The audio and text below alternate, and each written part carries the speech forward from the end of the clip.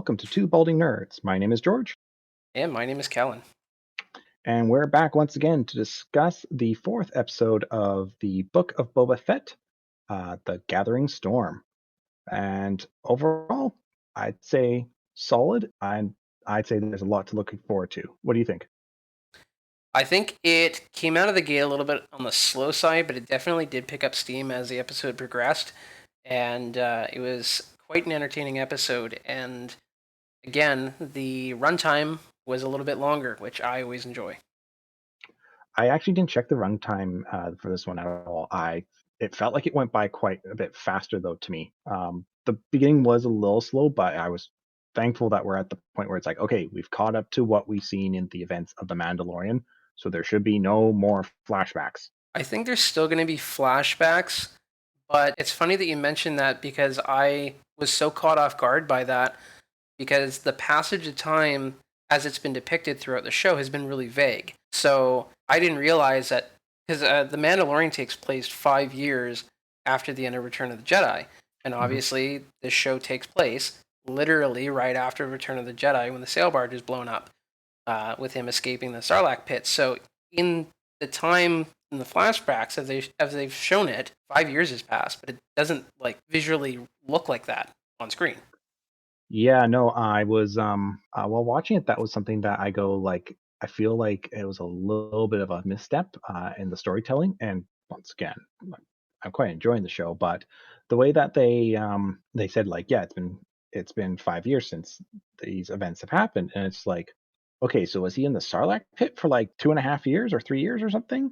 Or was he in the Sarlacc pit for a little while, got out, and then he's been stuck with the Sand People for like 4 or 5 years? Because I didn't realize the passage of time with the Sand People at all. And I go, if he was with them for so long, that would explain why his behavior and everything has changed so much from the one we knew from like Return of the Jedi. Yeah, I was kind of thinking about it myself and just the way they've depicted it on screen. I would have only guessed that, sometime between 6 months to a year had passed, not five. So I was quite surprised when he goes to help Fennec Shan. He sees the flash in the sky. I thought that was going to be totally something else. And then it was Fennec Shan. And so I was like, oh, okay, I guess we're 5 years down the road now. Here we are, sort of thing. I was gonna say, yeah, I would have guessed it was something else if it weren't for the fact if you caught it, there was a little bit of that flute or recorder that they play for the Mandalorian that was played when the Flash was first shot. So I was like, Mandalorian related. Oh, okay. So I watched the episode a second time today just to make sure my notes were all good, and I didn't actually catch that. So that's a good catch by you. I'm pretty positive either that or my brain is making stuff up. The one part about the episode that I didn't really care for was the surgery scene. I don't know what that music was, but I did not like it. I'm kind of wondering, like cyborgs have existed in Star Wars before. If I call the droid or guy from Episode Five, Return or Empire Strikes Back, the one that was always following around Lando. So like, there's been cybernetics and stuff in it before, but these ones, once again, with those super shiny damn bikes and their cyber parts or robotic parts or whatever you want to call them, um, they look like something from that game, Cyberpunk 2077 or whatever. They Yeah. don't quite match the Star Wars aesthetic, and that's slowly but surely grating on me more and more. Versus before, I was like, "Oh, okay, that's fair." And now it's like, "Okay, this doesn't look quite right in the universe." Yeah, that's pretty much my feelings on the matter. And then on top of that, like I said, the music, it just didn't feel like Star Wars. It, like you said, it felt like something out of Cyberpunk. I've never played that game, but it just didn't feel right. It didn't sound right. So I couldn't tell if this was like he walked in and this is what this character was listening to, or just like the background music of the show. Pretty sure it was kind of the music that they were listening to, the way I understood it. Because yeah, Yeah. At least they kind of showed us how she ended up getting her cybernetic implants in her Mhm. guts. So I mean, kudos to that, but I just wasn't a fan of it. One thing I noticed in this episode, as we've been watching, I noticed that the Gamorreans they don't look like they do in Return of the Jedi. However, now in this episode, they look a lot more like the Gamorreans from Return of the Jedi. Did you notice that? Yes. Yeah, they more so these ones did look more like the ones from Return of the Jedi. They do look a little leaner, if I recall, than the ones from Return of the Jedi. Just I'm not sure exactly how best to describe it, but it just they do have a certain look that is a little bit off, but they looked a little bit more like people in suits, which reminds me more of the originals, of course. Yeah, so I was a fan of that in this episode. They looked a little bit closer, which was nice. What do you think of that whole stealing back his ship scene? I overall thought the way that it was executed was pretty good. I particularly liked it when they first broke into the castle, when they went through the lifted the grate and went through the hole in the floor, and the droid that was making the soup, I would say, or the one, the brown droid, which was the one that R2D2 and 3PO met, and how his voice was like perfectly the same and everything. That made me happy seeing that again.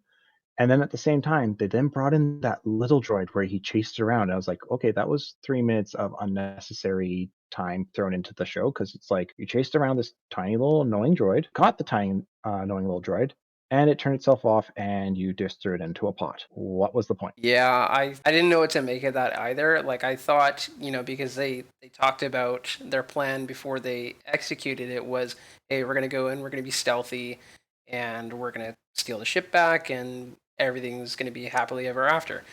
And when that droid showed up, I'm like, okay, here's the wrench in all the plans. He's gonna make a bunch of racket. They're gonna chase him down. They're gonna get the attention of the guard, and all hell's gonna break loose. And that didn't happen. So I was like, what was the point of that droid? Because he was literally chasing it around the kitchen, smacking pots around, and it's freaking out, and he's making all sorts of noise, yelling at it, and I mean, yeah, sure, the alarm went off later, but they don't explicitly show that, oh, it was because, one of the guards heard the ruckus. Yeah, and like I thought, I was like just watching it, all I'm thinking in my head is the Benny Hill song going on while they chase around this little droid. I'm like, okay, like if it had amounted to something, I would have been fine with it. But as you said, it just was like it didn't amount to anything. They were not caught before the droid showed up, and they were not caught after the droid showed up. It wasn't even like it was a super close call or whatever like that. As you said, it was like, man, they like just went to town in that area, just bashing over every pot and pan they could find. And then he kept on doing it where he was like, by the way, everyone, remember, I'm Boba Fett. Yeah, I've started to notice that a bit of a trend where he's, I am Boba Fett. And I'm like, it just seems kind of like in your face at this point. But I mean, these are minor gripes, but It's a bit forced, yeah, a little which is bit. funny 'cause it's like he's a character who was known for literally saying almost nothing. Yeah, well, I mean, there's that, and he mentioned in the Mandalorian how people would recognize his face because everybody knows that Boba is a clone of Jango Fett, and Jango Fett was, of course, was a blueprint for all the clones, Mm. so people would recognize his face. But moving on from that, did you did you notice the chef robot that had all the meat cleavers on like the several arms and how he was doing the same thing that General Grievous did? General Grievous, yes, 100%. I literally, while watching, went General Kenobi, and You are a bold one. then she chopped off his head. So I was like, oh, Yeah, okay. So I guess Obi-Wan could have just done that from the get-go. yeah. I kind of cheered. I was like, "Yes, General Grievous." I thought it was a nice touch, to see if people noticed. I'm sure that anybody who's watched Star Wars kind of noticed that. Yeah. So I guess this one, his title would be Chef Grievous. Yes, sure, we'll go with that, Chef Grievous.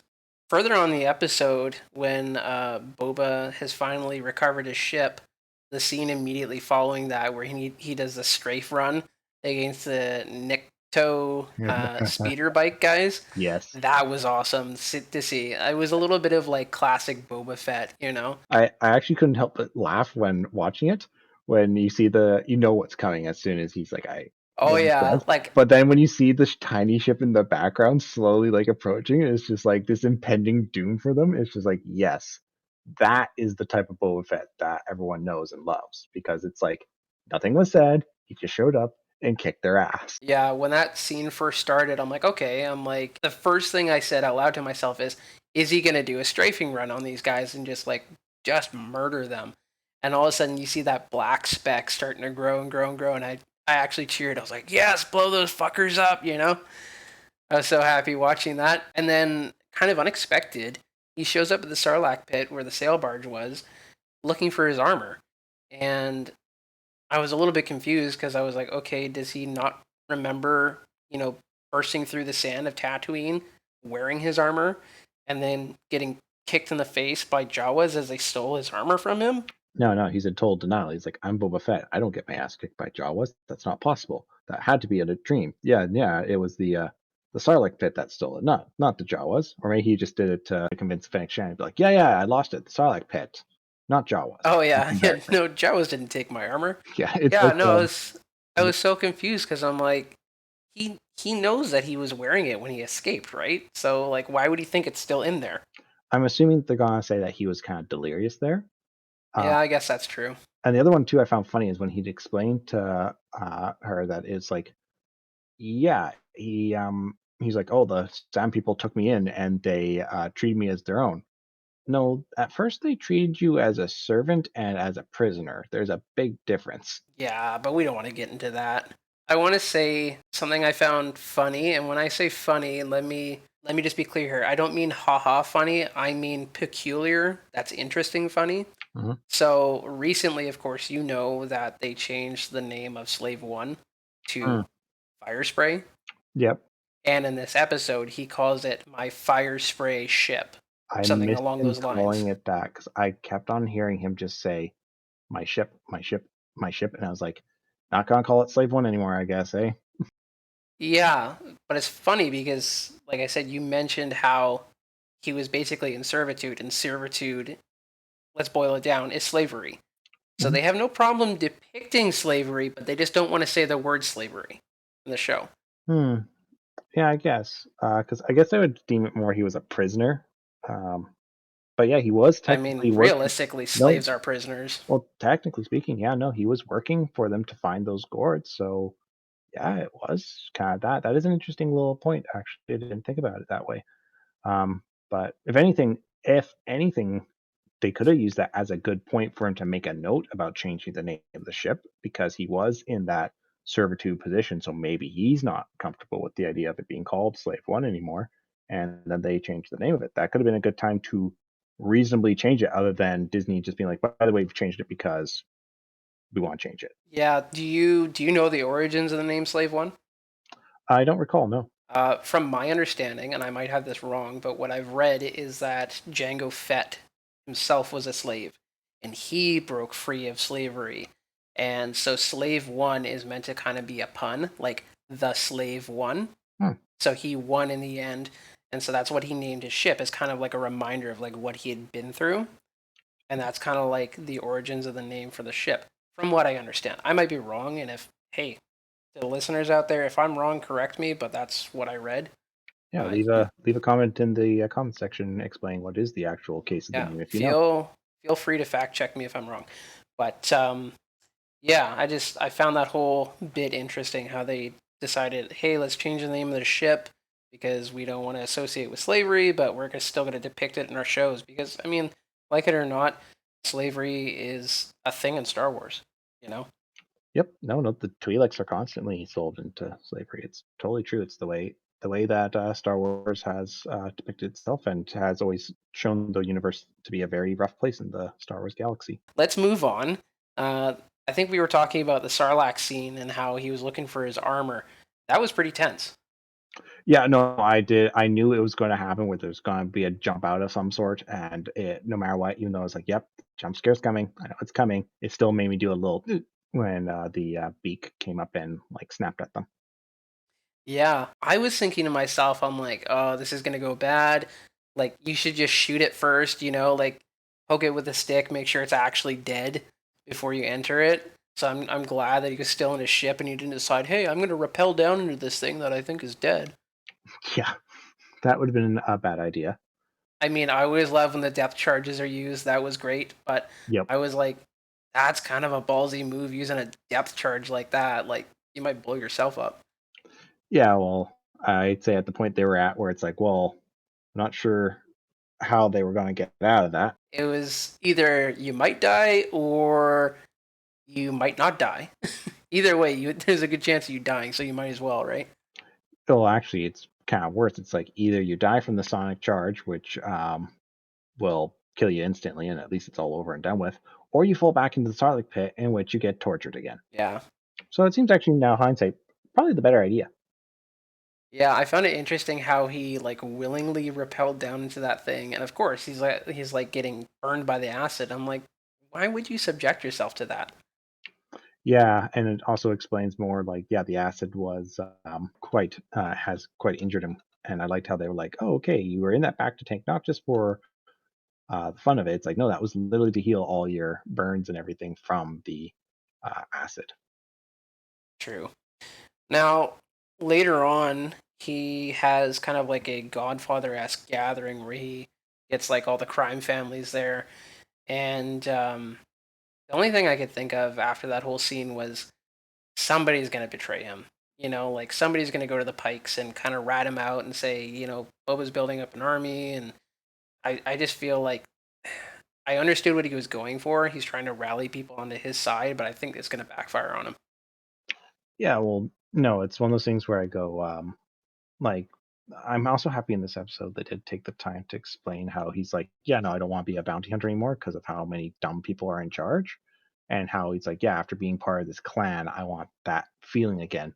And I'm like, dude, like the Sand People were nomadic people, and they travel in the sands, and they have history with the planet. They're not going out to try and build a great empire. They're just trying to survive on a really, really black bear word crappy planet. So they need each other and they need the strength of the group and everything like that. This is a crime syndicate. You're not like crime syndicates either are created out of necessity because of corruption in the society or because someone wants to make a lot of money. And it looks like the way Tatooine functions, if everyone wants to, it can actually function decently well. But it's always been under the control of the Hutt, so they were just trying to profiteer off of it more than anything. Yeah, it's like they say money talks, right? True. Yeah. Overall, though, I think it was nice to see the old Boba for a minute there with the strafing scene, but I gotta say I'm disappointed that it looks like he is the nice guy that he's been this whole episode. He's he is who he is now. I don't think we're gonna see the old Boba going forward. Yeah, no, I wish, in all honesty, that they had taken a little bit more time, like not done it in the flashback style, but they had just done it as a continuous story, in all honesty, where they had taken the time to explain and show more so with the Sand People that it changed who he was into seeing the tribe more and everything like that. Like, I guess it is there, but it's not really fully shown when he was like, oh, I now don't want to be a hunter anymore. Like, I always gathered he was just kind of playing along with the Sand People because what the hell else is he gonna do? He had no money, he didn't have his army, he didn't have his guns, so yeah, just run off into the Dune Sea, see how well you do doing that. The transition from when he was their servant to a full blown ally who is like totally into their culture and is totally their friend in every way. It was there, but it wasn't like it didn't fully explain why he went from like I thought he was just gonna be their friend, leave and be like, okay, back to bounty hunting, but it's like no, that somehow changed him a lot more than I feel like they depicted it on the screen. Yeah, well, it's kind of like how we discussed with our Moon Knight um, review, a first impressions video, how we discuss how like having a shorter episode run can kind of leave things feeling a little bit crammed. And that's kind of the case here, where, like I said, the way that they depicted the passage of time was pretty vague. So it was kind of Yeah. like, oh, it felt like maybe 6 months to a year had passed, but it had actually been five. So I think if they had, and I know it's kind of like cliche to have like 1 year later, 5 years later, pop up on the screen, but at least then we know, okay, the reason why he's changed so much is because he spent 5 years with them. That's a lot of time. It can really change a person. Yeah, absolutely. The scene with Black Chrysanthemum, at first I thought he was mulling over whether to join Boba or not, and then all of a sudden I saw the Trandoshians. Like the fact that that is, I think, touching on the fact that Wookiees and Trandoshians have a really prickly relationship, to say the least. So I know they then mentioned all of his escapades in the ring and whatever, but if I recall, Trandoshians have a religion where they believe in like a scorekeeper or something like that, and they always are trying to hunt. and wikis are really good score for them. So Yeah. I thought it was a neat little thing to show how like he seemed particularly peeved by just seeing the Trandoshans, and I believe it was potentially touching on that little uh, bad blood history between the two races. Yeah, I definitely loved when he ripped the guy's arm out of his socket, kind of paying off a comment from Han Solo in A New Hope. You know, let the Wookiee win. Because they'll rip your arms out of sockets. Exactly. I thought that was pretty funny. I thought he was just wanting to make sure that the Trandoshan was disarmed. Oh God, you and your puns. All right, so what are you gonna give this one out of 10, George? I'd say it's a solid 7 out of 10. It was a good episode. It had some really good points. I think the seeing Slave One blast the speeder bikes was exceedingly fun. Um, and at the same time, it didn't do anything that got me as hyped as like in episode 3, for example, the seeing the Rancor and him being like, "I'm going to ride on a Rancor," got me super hyped, and it made me glaze over a lot of the flaws of the other that episode. But this one didn't have really too many bad points in it, but it didn't have any like outstanding stand-up points either. So a good middle of the road episode, I'd say. Okay, I think that's fair. Um, I like this one a little bit more. I would have given it somewhere around 7.5, 8 out of 10. I thought the episode was well paced. I liked that there was a good balance between storytelling as well as action scenes. I liked that there was a bit of intensity, and I believe that they did a good job of paying off some of the previously established things throughout the Star Wars universe. Like some of the threads starting to get connected. And you know me, I like the longer runtime, so that was kind of a notch in their belt sort of thing. And right at the end, I think that they did a good job of setting up the next episode and what's to come. Obviously, with the Mandalorian theme music and them hinting at, hey, we need to start recruiting some heavy hitters. Hmm. I personally think the direction that they're going to go is they're going to bring in Mando, they're going to bring in Bo Katan and her crew, and I think we might start seeing maybe other bounty hunters because he has relationships with like Dengar and Cad Bane and Fosk. Bosk and IG-88 and all that kind of stuff. So like maybe we start to see some familiar faces, Yeah, have a little fan service. yeah, I think that would be the best way to go. If they brought in like Fosk, IG-88, and literally all the other bounty hunters from Empire Strikes Back, plus Mando, because right now you could bring in Mando and everyone will be happy. Yeah. Um, I think that would be a really good idea. I wouldn't be surprised too, is this is where they bring in a new character to start spawning another TV show.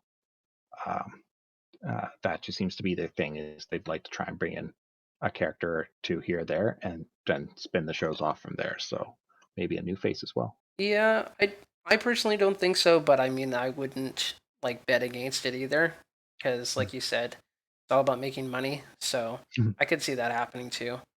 Yeah, if anything, it's not a new character, but once again, Black Chrysanthemum, they brought him in, and even though he was in old lore, bringing him in is still a new character to potentially use for something. Yeah, definitely. All right, I think that pretty much wraps up everything we have to talk about for episode 4, The Gathering Storm for the Book of Boba Fett.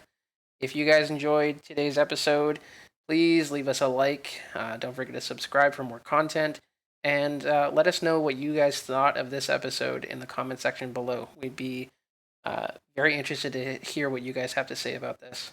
Absolutely, always want to have more voices in the greater Star Wars community, just so that we all hear each other's thoughts, because we all have a good idea of what we want to see in Star Wars. All right, until next time, folks. See you next time.